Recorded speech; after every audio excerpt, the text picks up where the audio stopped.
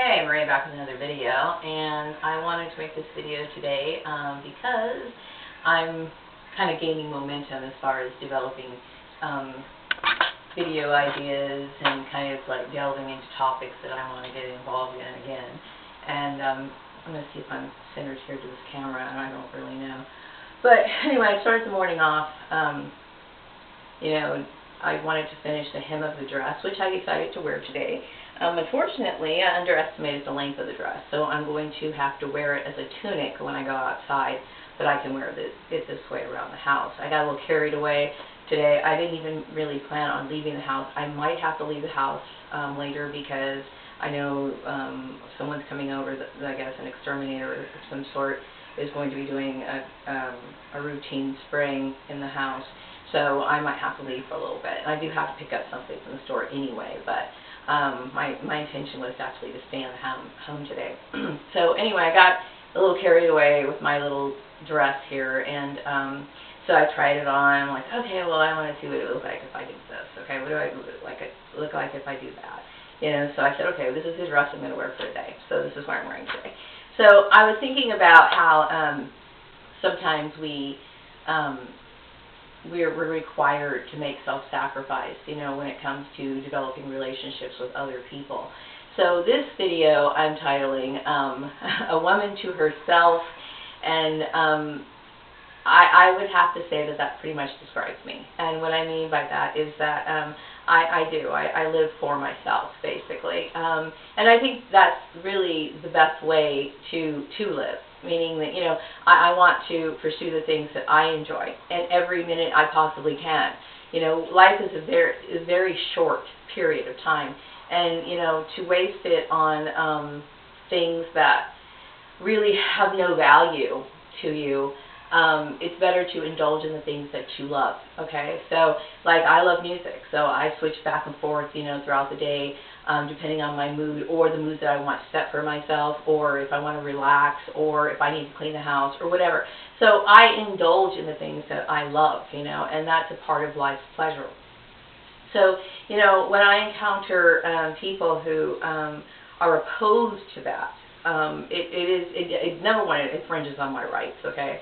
And also, when they're trying to seek friendship, it automatically tells me that this is not a sincere relationship, because or a relationship that's worth pursuing, because I prefer to find, like, when it comes to female friends, one of the things that I've dealt with in the past is a lot of nitpicking, wanting to shape, modify, or basically change you or pick you apart. I was developing a relationship with this one girl, and then she was constantly, saying things about, oh, you're dressed up today or whatever, and it wasn't in a way of acknowledgement. It's more of a way of trying to tear someone down. But you can't tear somebody down for having self-confidence. You can't tear somebody down for enjoying the things that they like to do, okay? So I like making clothes. I like clothes, okay? Do I have, like, expensive clothes? Not really, okay? I just like clothes. I like the color. I like the fitting. I like everything about it. And I love patterns. I like certain patterns. Like, I love calico prints. That's, like, one of my favorite prints to wear, which is very popular in the 1970s. And, I like that. There's the little flowers and all that. I love that. It's one of my favorites. So, I tend to seek out the things that are pleasing to me. It doesn't matter if everybody's wearing stripes. If I prefer the calico, well, then I guess I'm going to be wearing the calico. So, you have so-called friends, frenemies, who, want to pick you apart and kind of bend you, mold you, shape you. I'm the kind of person, if you meet me, you better understand that I am a woman to myself, and meaning that I'm always going to live out my life that's going to please me. You are either a supporter of that, or we can just have a casual friendship, hi and bye, and a business exchange. Meaning, like, for example, you're at work, you're dealing with a coworker, and they need, stuff at work. It's a flow of cooperation. So those sort of relationships have to be limited, okay? What I'm looking for in people is people who are like, well, Maria, this is who you are. You know what I mean? And they enjoy your company as you are. No, let me tweak this, let me fix this, let me do this. Because really what they're asking you to do is to stop being you so they don't have to feel bad about themselves. I'm not looking for that. I'm looking for people who are strong. And that's a very hard thing to do in this world. It really is. You know, I had visited a friend one time a few years back that I hadn't seen in a few years, you know. And she was like, you know, saying, well, I don't like your hair. You know, I remember these comments, like, you know, that she would make years before that, right? And I'm thinking, okay, I was thinking in the back of my mind, and I made an effort to see her again. What was I thinking? So she was like, I don't like your hair. Oh, wait.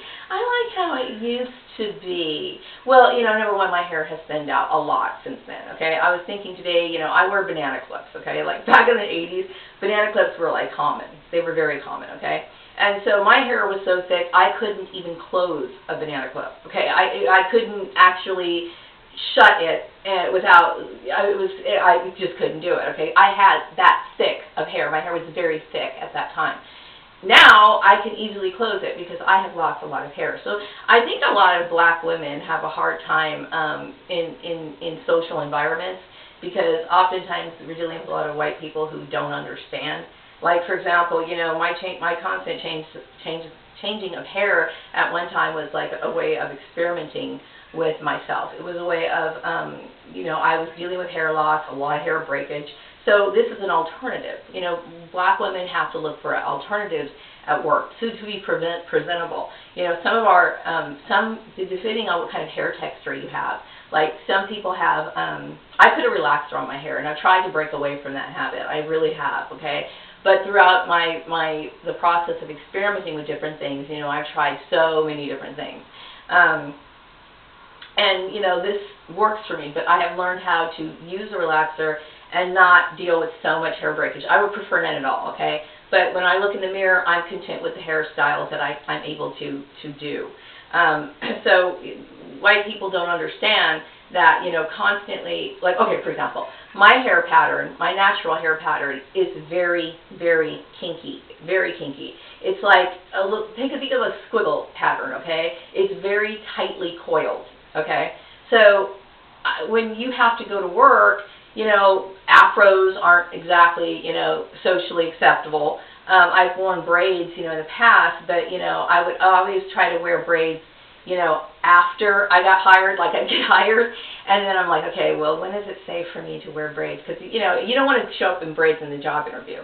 Now, when I got hired over at this stupid farmer's place, I was actually wearing braids, okay, because I had them put in, like, during the summertime, and I was getting ready to take them out, and I got hired, and I was actually shocked. I kept thinking, how is it even possible that I got a job, you know, with braids in my hair? But I got a job with braids in my hair, okay? But chances are it was probably something rigged or whatever, but I don't even want to go into that.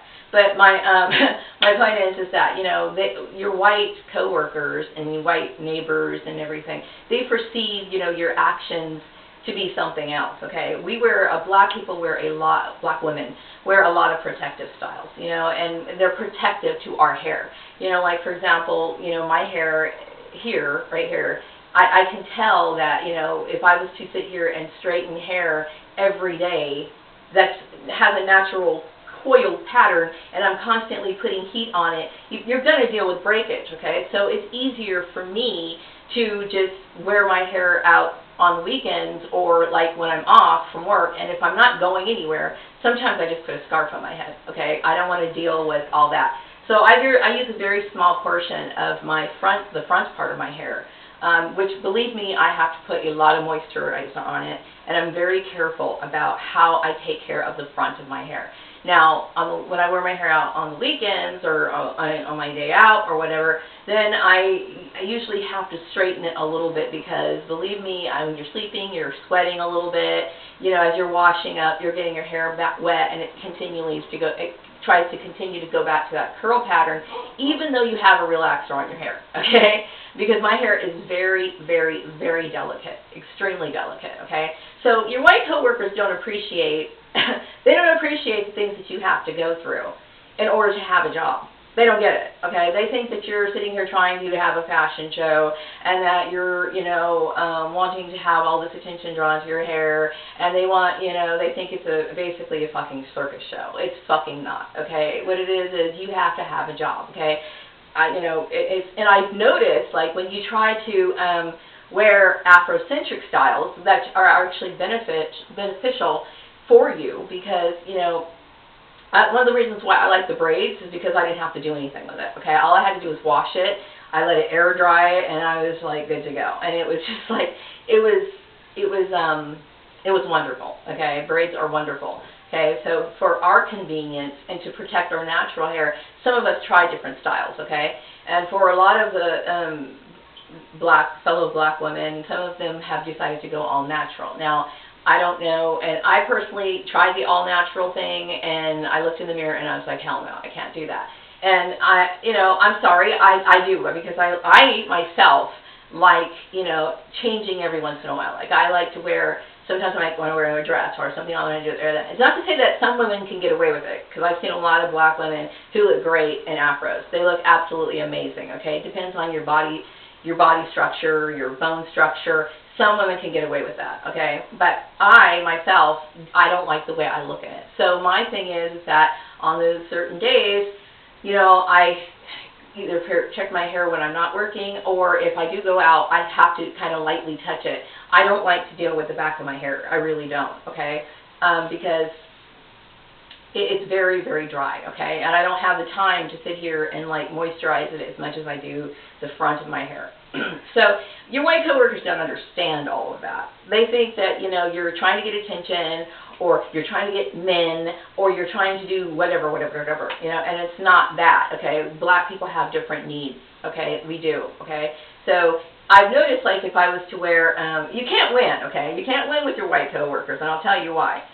You know, if you wear a Eurocentric hairstyle, meaning something that's more, you know, straightened or whatever, then they're going to accuse you of trying to be white, okay? And then if you wear braids in your hair, then somehow you're making a political statement, okay? So you're kind of fucked no matter what you do in this situation. So you try to bring awareness, but they're not trying to hear it. They're trying to sit here and create some other drama. It really is mind-boggling, and it gets irritating, okay? The things we have to go through. I have noticed that there's a lot of black targeted women. I've noticed that, okay? And I think a lot of their white co-workers and former employers are perceiving them in a way that is not true, okay? They're thinking one thing, and you're doing something completely different, okay? Now, a lot of white women wear hair extensions, okay? Because many white women are, you know, have hair loss, hair breakage, or whatever. And some white women are just doing it to be cutesy, you know, and whatever, you know. But I'm doing it for my own reasons, okay? Now, in my personal life, if I was to meet a new friend or something, I would prefer them to meet me in this state, meaning my hair, my real hair out and whatever, because, you know, I want to be close to that person, you know what I mean? And so therefore, I want them to know who I am. You know, it's more of I guess an intimate bond type thing is what it would be. But like at work or for practical reasons,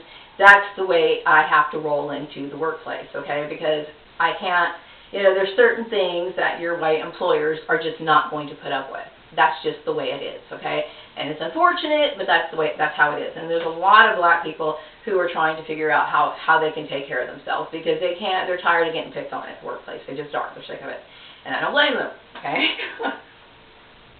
But, you know, when I think about, you know, being self-serving and taking care of myself and expressing myself, living myself to please myself, yeah, exactly. Because, you know, when you're sacrificing yourself for somebody that you're trying to be friends with, that's a bad relationship from the get-go, okay? So it's like, if you like certain things and they're asking you to stop doing it, then that's not the friendship for me, not for me, okay? You know, when I walk into a room and people see me, they need to understand and recognize me for what I am. I'm a woman who's to herself. You know, I believe in self-pleasure. I believe in living my life to the fullest and being selective about who I bring into my life and who I spend time with and who I care about and who I want to share, you know, certain things with, and rightfully so, okay? We know how the world is, okay? Very selfish, very evil, and there's always some sort of agenda behind everything. So I'm well aware of this. So I'm a very awake person. You can't put a whole lot over me. So, yeah. So anyway, this is the summer that I'm going to kind of like focus on. I have to look for work, okay? I know, I get it, I know, okay? But right now, my brain is unwinding from a lot, okay? And so, you know, I would say that my mood is getting better, you know, but I'm still dealing with a lot of issues. But like now, to me, right now is the time to express myself and talk about the things that are important to me. So this is the purpose of the channel. I'm not sure if my channel is going to last for very long. And the reason why I say that is because, you know, hopefully once I get back to work, if I get back to work, knock on wood, or particle board in this case, my little stand was particle board. I was making a joke. I thought it was funny. But anyway,